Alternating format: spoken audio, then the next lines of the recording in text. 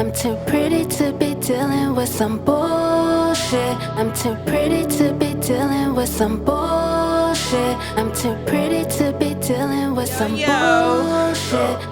I'm Goddess Shiva, and I'm here with my co-host, Sense. The one and only. Yeah. And we here, welcome to the 2PRETTY podcast, where we focus on self-love, self-mastery, and becoming the energy you want to see. And so today, we're going to be talking about a couple of subjects. Today, we're going to be talking about teaching people how to love you. And then we're also going to be talking about why you can't keep the job because you sent the representative to the interview. So, what's good? And if you're confused about that, we're going to break it down real soon. And if you're confused as to why I'm holding a wine bottle, and she has a nice little cute little cup, and she just, you know what I mean? It's because she didn't care about me. So she brought this, You know what I mean? She enjoyed it, but she didn't bring something for me to enjoy it with. So now I'm left looking like a crazy person. But I appreciate her, regardless, you know what I mean? So thank you, Shiva. You're welcome. I appreciate it. Goddess Shiva. Yes, for sure. She said, make sure you get the first name right. Don't forget the goddess. Yeah, right? It's like a salutation. You know, it comes together. You gotta put it together. Right. But, you know, anyway, thank y'all so much for joining us because I feel like this has been way overdue. This is basically 2PRETTY is a whole movement. And, you know, we are ready to really focus in and get this popping. You know, we're ready to help people in any way we can and to change people's lives. So today we want to discuss a couple important topics that, you know, that's kind of, it's been overdue. We need some real conversations out here talking about, you know, self-love and what it really means, because I think sometimes people think that self-love is, you know, about buying yourself something or taking yourself on a trip, but It can be. It could be part of it. It could be, for sure. And even, you know, self-love can come in multiple ways, right? Like, you know, it's about working out. Basically, it can even be about Diet. discipline. Any kind of discipline you have for yourself to better yourself. So, Facts. So what's some things that you do to show self-love? Definitely working out.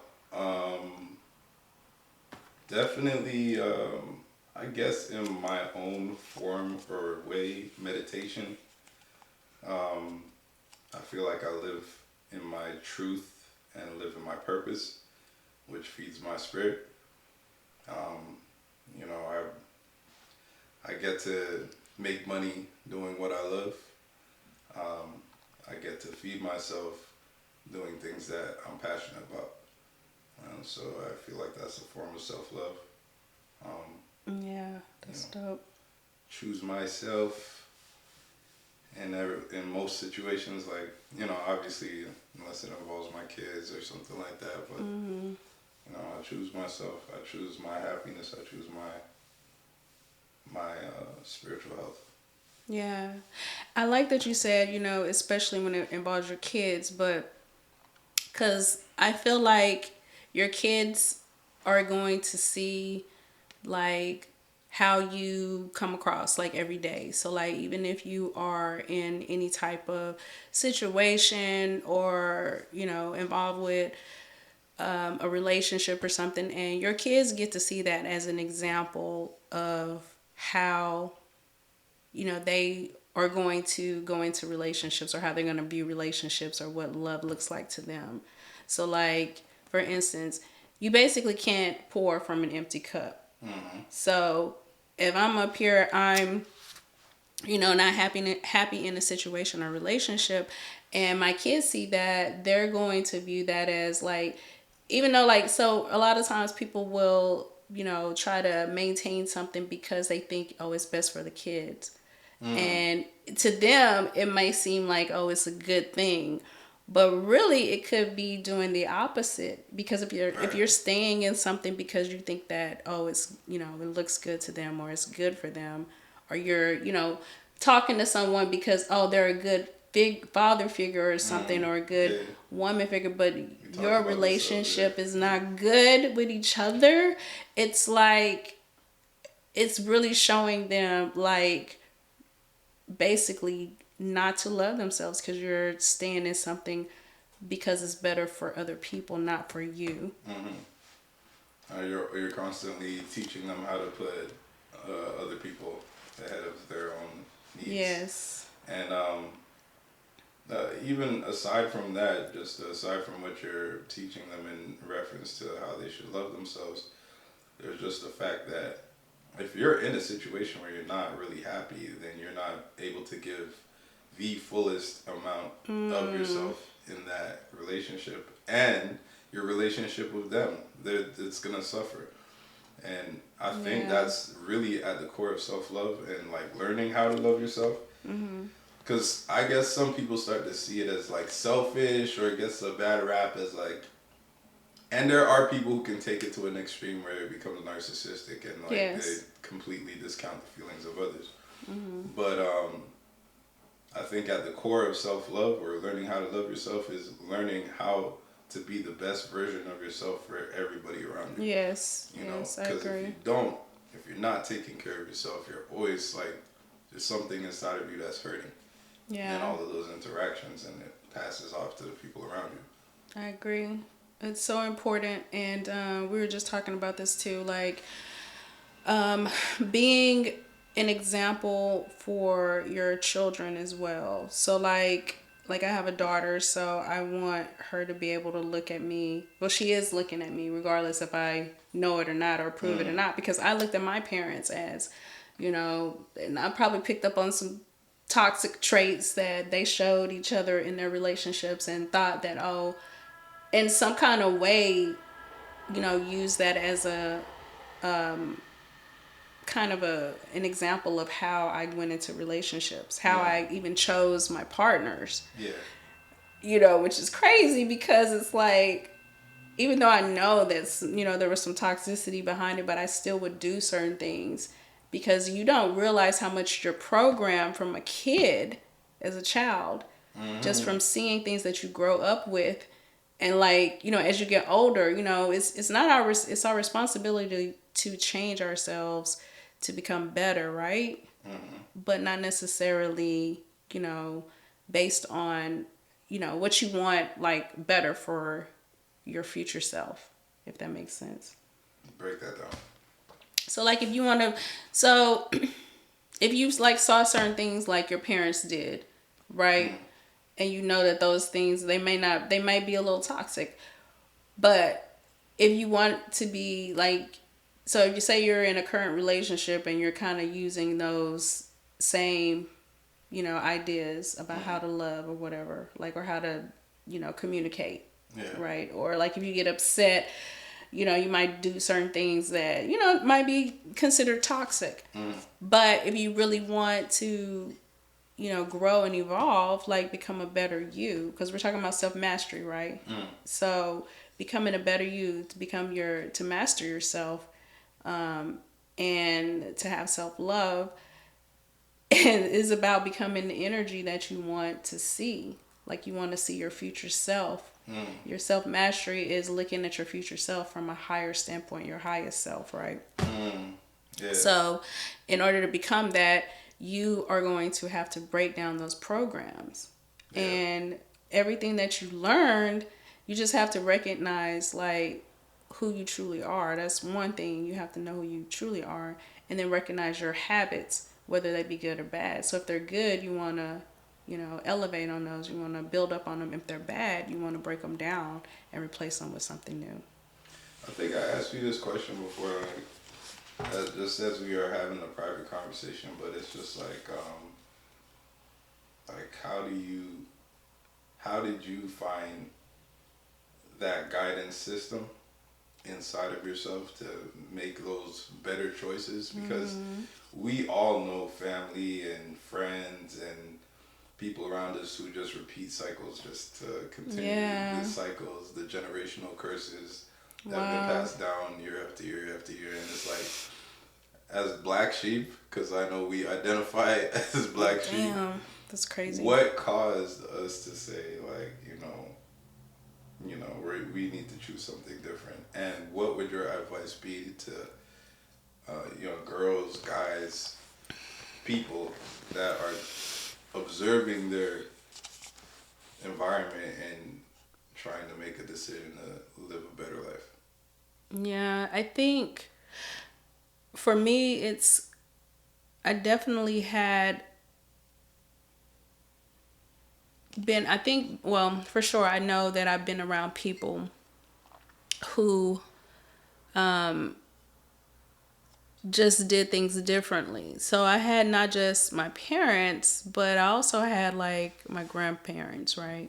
And then other people that weren't even in relationships, right? So I think we can even look to role models outside of our families. And a lot of times I think we do. Like we'll look and be like, oh, I like their family. I would go to my friend's house. I would see how their family did things. So there was things like that I would pick up on that was, I felt was like good habits, if you will. I have an interesting question based on what you just said. Sure. Do you think it's possible for you to get those cues from television?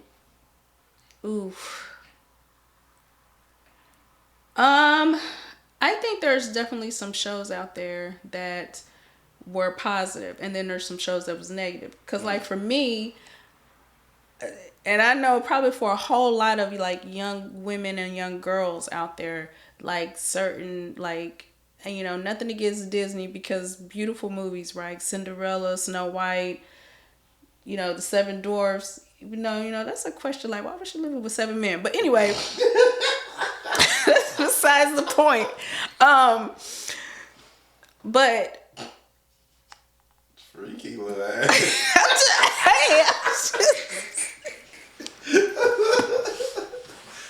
I'm just saying she did have 7. She had 7 men in her house. So, but no. So like, I think that's a whole program in itself. Like, oh, you find the guy, and he does all these romantic things for you, and then they live happily ever after. Yeah. You know what I'm saying? But they don't really tell what happens after that, right? Mm. So I think that there's a lot of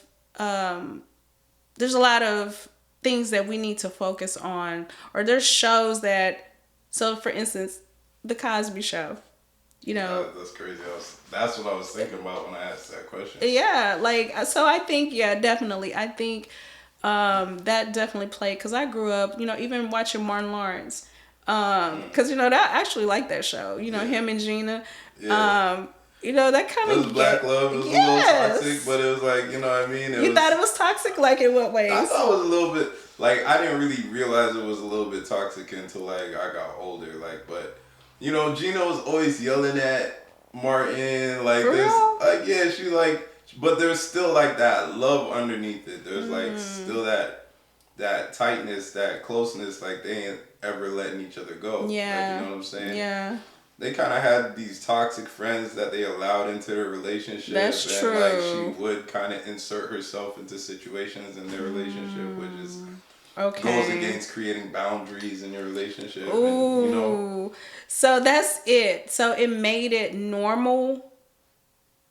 It kind of made it normal for her friend Pam to come over and be like all in the relationship. Yeah, normalize the interference of like outside. Ooh, that's good. I didn't think about that, but that's actually a good point. And even like, his homeboys would come over. It just kind of was like, you're right. Like, like putting other people, even putting people before your relationship. So like, you guys are supposed to have like the strongest bond, and then other people are not supposed to be able to come in and break that bond. And then if they do, if that means that they don't respect your relationship. So, and a lot of people will just accept that because, they don't want to lose their friends. They value their relationship, their outside relationships more than they do their partner. And then they wonder why the relationship didn't work, which kind of like takes us to thinking about why the relationship didn't work, because you sent your representative to the interview. Yeah. So. Break that down. Yeah. So we had this conversation the other day too. Like, bringing your representative through for the interview is basically means like. You want to break it down? No, go ahead. I'm listening. So like basically means like, when you enter a new relationship or you're getting to know somebody, most people bring the best side of themselves forward. And that's natural. It's just like, you're always trying to bring, you want to bring the best parts of yourself into highlight. But I think most people dwell there too long and actually intentionally hide other parts of themselves because they think or they're scared that this other person won't accept them, instead of just living and being authentic to themselves, and then giving that person the opportunity to say, yes, this is what I want, or no, this is what I want. Then you end up being trapped in this character that you created, this representative. Damn, that's crazy. So I think authenticity is the big key here. Like being authentic enough to yourself first and foremost.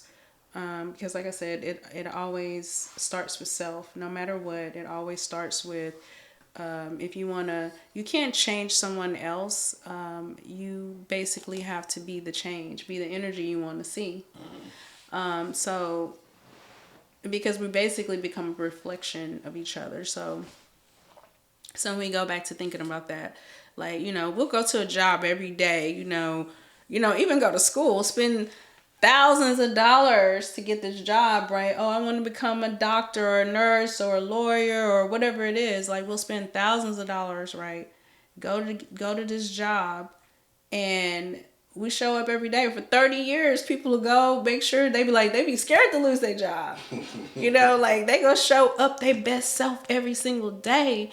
But when it comes to relationships, for some reason, they don't want to put the money into the relationship. So no, I ain't finna spend no extra money for us to go to counseling. No, I ain't finna spend no money for us to go on no vacation, to spend time alone that we need. No, I'm not finna spend no extra money. They won't do none of that. And then they don't show up every day as their best self. But for a job, they will. Again, it's like you're putting all of these other things above, what you really, is supposed to be the most important relationship, which is the person you pick. That, I don't know if you've ever heard that, but like the person you pick to be your mate, to be your wife or whatever, is like the most important relationship you can pick, because who you hang around every day is going to have an effect on the type of energy you put out into the world. Like your arc fills basically, interact every day. Like you can't doubt that. And so, we just need to be mindful of who we choose. Like it's important. As you were saying that, I was thinking something, and I'm not sure where the thought process is going right now, so bear with me. Give me a little bit of time. Sure, go ahead. Work through it. But as you were saying that, I was thinking to myself, in most of those situations, after you've paid thousands of dollars to go to school, and you're forcing yourself to come to work every day and put on a smile and all of this, are most of those people happy, or are most of those people unhappy? Because here's where it gets a little bit fuzzy, because I'm trying to figure out how it ties back into, like, I'm just having a creative thought. But my idea is like, people are doing this because they think that's what they're supposed to be, or that's what they're supposed to do in order to be successful. However, if you're coming from a genuine or an authentic place, and you're choosing something that genuinely lights you up, you don't have to pretend to come in and be happy every day. You don't have to force yourself to spend money on this career, because this is something that authentically makes you happy. And I feel like if we do the same thing in our relationships, connect with people on an authentic basis, then those things happen naturally. Because we're speaking the same language. Exactly. You know what I mean? I know that you like gifts. You know that I like touch. You know what I'm saying? It's like we understand each other's language, and we're willing to speak it with each other. You know what I'm saying? I like that. Okay. But, so I wouldn't say that everybody is not happy who goes to a job. Like No, some people for sure. truly Some people do actually like love what their they shit. do. They Yeah. like servicing others, and then you get to get paid for it. You know what I'm saying? But I'm gonna say for the creatives, like for people who do music, you know, like, you know, we like to create. We like to, you know, use our talent to one, you know, music helps to like decompress. You get to put your soul into something, and then if you can help somebody else through your music, that's even better, right? But so, you know, we have that aspect. So for the creatives, I would say, yeah, probably working an everyday job is probably not the most idealistic, you know, thing for you. But for people who, if you still can help service people in other ways, I feel like a lot of people still like their job, still show up and do the best, you know, and especially if it's something that they like to do. And you'll see those people, they're successful in their jobs most of the time. I feel like a lot of people who come to work and they do the mediocrity thing, they're just medium.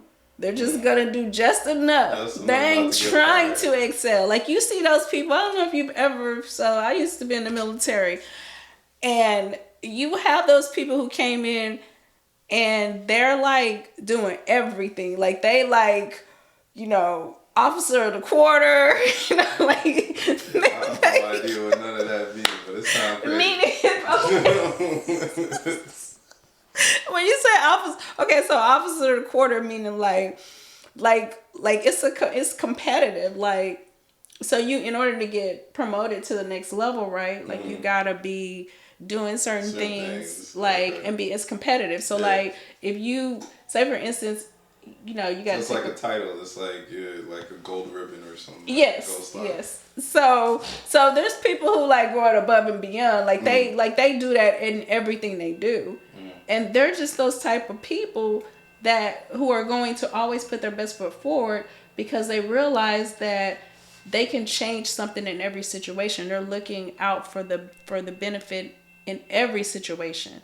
So it don't matter where I'm at. Where I'm at right now is exactly where I'm supposed to be. And whoever I'm impacting at that point in time is exactly where I'm supposed to be.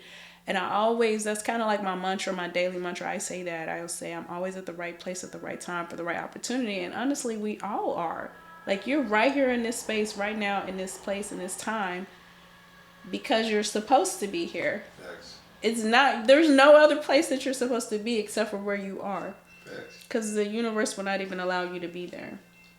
Yeah, and when I think about how my life is aligned in multiple ways, I already know. Like, yeah, blessed. So yeah, making sure you show up and be your authentic self at all times. That's a part of loving yourself. It's not like pushing yourself away. You know, you're putting your best foot forward, but it's for the best for you as well. You know what I mean? So you gotta choose that at all times, and be able to walk, stand on business, and stand on business meaning that, look, I'm staying true to myself no matter what. Because if you don't, you're eventually going to, you know, find yourself in a position where you don't want to turn around and be like, dang, I did all of that for everyone else. And that's where the resentment builds up. And these situations happen, and you're not even your true self even anymore. You kind of basically have removed yourself so much, and you can kind of get lost in any relationship, any kind of situationship, not just romantic relationships, because all relationships are important, right? Your relationship with your kids, your relationship with your children, your significant other, your mother, your father, your friends, you know, because in, you know, retrospect, you know, we want to go back to talking about teaching people how to love you. And the only way you can do that is first you have to know how to love yourself. And that means, like, there's certain things like, it sounds so simple, but it's so like, it's not that straightforward. Deep. Yeah. It's deep. It is. Yeah. I don't think, because people be like, oh, I love myself. Well, what do you do? Yeah. Well, I buy myself this and that, and that's it. That's yeah. You know, but what about your boundaries? Do you have standards that you make sure people uphold? What about you? How you love yourself? For me? You know, to be very, very, very honest, and that's the reason why I'm doing this podcast, because I really had to break down what I thought love was. And it's just learning from being, you know, from my programming as the family structure that I was born in. You know, my grandmother always said, you know, my grandmother raised me and she said, no matter what, these are your mom and your dad, you know, no matter what. Mm-hmm. So meaning no matter what they say, no matter what they do, it was like, oh, that doesn't matter. This is still because of the title. And so I think that kind of programmed me to kind of, you know, like say, oh, well, if you have this title, then no matter what, you need to stick to it. And the problem with titles, the slippery slope with titles is people like to want to get in, oh, I want you to be my girlfriend, I want you to be my boyfriend. A title does not matter, because at the end of the day, what matters is how much somebody shows you love. And that, and I'm saying show because even speaking it is one thing and then showing it is a whole nother thing. And I think that's the biggest difference, you know, people need to take from that. But the question, I guess, let me get back to that, is like, how do I show myself love is just having certain standards and boundaries there. And like, I talk to myself a certain way. I affirm myself. So to me, I can't like be in the mirror saying, oh, I hate you, or, you know, you look fat today, or, you know, you look like shit, your hairs look, you know, I don't, you know, like those are certain things, like even like the same way that I would speak to someone else, a stranger, it's no different than me and how I should be speaking to myself. Like, I'm my best friend. Yeah. So like, it just starts with like self-talk. So that's a big thing, like being able to affirm yourself. So that's one big thing. And then of course, like just having standards and boundaries and standing up to them, because I have had friendships even where people will just be overstepping their boundaries or trying to, and then it's just all this turmoil and they're like wondering, well, why are you acting different? I'm like, do you not just see what you just did? Like,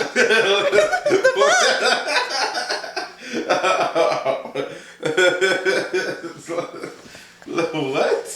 So this is the problem when you're transitioning, and I don't know what your experience was like, because I don't know, maybe you've been experimenting or experiencing self-love for a longer period of time than I have, but I would say for myself, it's really, really, really only been the last like year and a half of like learning how to actually truly love myself, and then it's a gradual process. Like, I'm falling in love with myself more and more every day. I'm learning how to accept new and new parts of myself every day. But in that transitionary period where you're realizing who you are and you're deciding to stand on that, the people around you need that time to adjust. Yeah. They're not happy. And they're not happy about it. And they don't adjust quickly. Because they benefited off of the old you. Yes. And there's shout out to King Saul. He actually has a song about that, talking about, you know, shout out to King Saul. He has a song about that. He talks about, you know, they missed the old you because they benefited off the old you. Mm-hmm. They missed that you that they could just call anytime, get what they want. They keep overstepping their bound. You know what I'm saying? That, and then they don't even show up for you like that. So it's like, yeah, that's true. They do need, but even the way that you have to give yourself time to get to know the new you, you got to give other people the time to get to know the new you. Yeah. And it's almost like, but you know what I do? What I had to learn to do is to pull myself back. And that's how I would deal with disrespect and people crossing boundaries, is removing my energy from the situation so they can see. Because I don't want something to grow that is not going to be positive. So I'm not going to put my energy into something negative, or somebody who's putting out negative vibes or towards me. I'm just going to pull my energy back from it, because I'm not going to allow it to grow. It's like you stop feeding and watering the thing, that you don't want to become stronger. I think what you just said is so powerful because in our community, we're like, I feel like we're inherently like programmed to be aggressive about disrespect, to be aggressive about feeling put down or belittled. Yeah. We're taught to be aggressive about those situations and For sure. very well. Let's just be honest. Never. Those situations never end up well. When you're aggressive about something, it's like, yeah, you might benefit for that time, like you got away with something, and now everybody's scared of you, and or everybody like, oh, you can't mess with her because she like blah blah, and like, okay, but eventually you're gonna run into somebody who don't give a fuck about none of that, like, right? You feel me? And they gonna beat your ass. You feel me? Or worse. Listen, right? No, I've been around people, and I know you probably know somebody that is an adult, and they still act the same way they did in high school. I be like, yo, you still the same in high school, my boy? Like, that's crazy work to me. Like, how are you the same person? Incredible. I really don't get it. And I'm not growth. literally trying. I'm not saying it like I'm making fun of the person. It's not like that. It's more so like, dang, like, I don't ever, because to me, literally, if you are not growing, you are dying. That is a real thing. Like, you are stagnant. You are not like moving in a direction that's going to better yourself. Even if it's like something as small as, I don't know, like, if you never worked out, okay, well now this year I'm going to decide I'm going to walk 20 minutes a day. Or, a couple of times a week, whatever it is. Like, if it's something like you're moving forward in a forward direction, and you are going to change your life dramatically. It's like the accumulation of the small steps that you choose is basically supporting your higher self in the future. You're becoming master of yourself. So it's so difficult as a person who is constantly elevating and constantly thinking about elevation and constantly being conscientious of growth. I think the hardest thing for us is to conceive that there's people who don't conceive of this. Like, this is like not even a sprinkling in their daily thought process. Like, it's just like, how do I beat they want comfort the next day? Like, you know what I'm saying? Yeah. Like, being who I am now. And it's like, listen, it's especially in our culture, like I said, it's like, it's deeper because, like, there's even a pride in not changing. Like, people say all the time, I ain't never changed. I've been the same person my whole time. I was like, that's not a flex. That's not, yeah. Like, I'm like, that's it's not good. Like, you feel me? Like, no. You know what I'm saying? It's not a good thing. Yeah. Like, we should always be, like, we should be unrecognizable every 10 years. Yeah. You understand? Like, because even your cells change at a micro level. You are literally a new person. You are literally, even every 30, 60, 90, 120 days. So I'm in the medical field. So your cells, that's why they will check someone's A1C every 3 months, 3 to 4 months. Person stuff she's talking okay, about. so I don't understand. So your A1C is your blood glucose level. Right, that your red blood cells hold the amount of sugar, right, on your cells, and so every 4 months it's like an average of how much you have in your body at that time. So, like, if it's super high, that means, like, you've been eating like shit for the last 4 months. Yo, so my shit is probably tore the fuck up. I ain't gonna lie. So, people come in, I'm like, okay, so what we looking at? I'm like, nigga, you a 10. Like, what did you do last? What did you looking do? For a profit? Like, yo, chill, bro. Right. So like, like, these people have not been, doing the right thing. So it's kind of like that. Like even your cells in your body change in 4 months. So to the fact that even your cells change at a micro level, it's like you could have you get a whole new blood supply in your body every 4 months is what I'm saying. So how do you get a new blood supply but you have the same mental programming? Yep. Like there's no way that you have to become better. You know, it's just a part of evolution. Evolving. And when we say this, we're like, you know, we're not talking about this from like a judgmental perspective. Like my biggest thing with having these type of conversations is always to make people feel understood, not make people feel judged. Yes. Like, cause I used to be in a very stagnant place. I've come from a complicated background where, you know, I've been involved in things I'm not proud of. You know what I'm saying? Like, and I don't ever want to go back to them. I never try to go back to them. You feel me? But it's like, all right, I'm a little bit hungry. But like, there's times we all have to, in order for us to like grow, especially as a community, we have to start looking at the way that we operate and thinking about how we can improve it, even if it's just in a little way. Like, even if you're like, you feel completely lost, you don't know what the next step is to better your life, think of one way, one thing you could change. And change that thing. And then once you adjust to that, think of something else you can do. I guarantee you within 5 to 6 years, you're going to be a completely different person. Yeah. I know it's slow, and I know it takes time, and I know it's patience isn't always on our side because we got a bunch of stuff going on in our lives, but man, and life is worth it. And we tend to want to stick in, we all are very creatures of habit, if you will, because we want what's comfortable. So it's hard to get out of a comfortable space, but it's kind of like that, you know, pressure makes diamonds.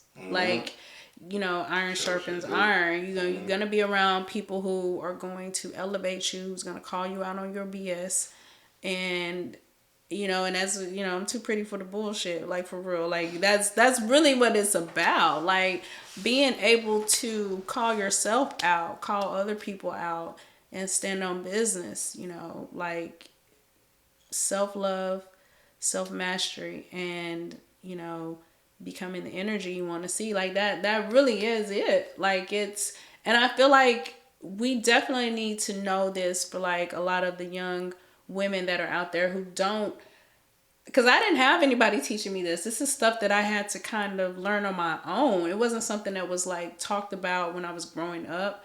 You know, for my family, it was like, oh, if you graduated and you didn't have a kid, you were doing great. I mean, those are pretty basic standards. But no, but I'm saying like, damn.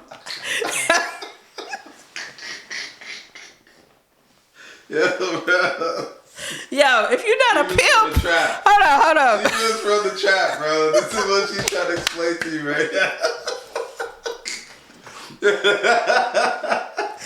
So anyway, since I'm being judged over here by Judge Judy, no,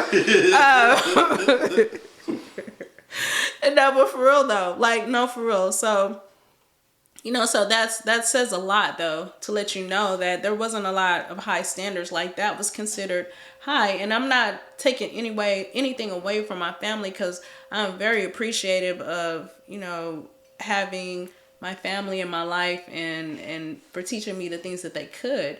But your family can only take you so far.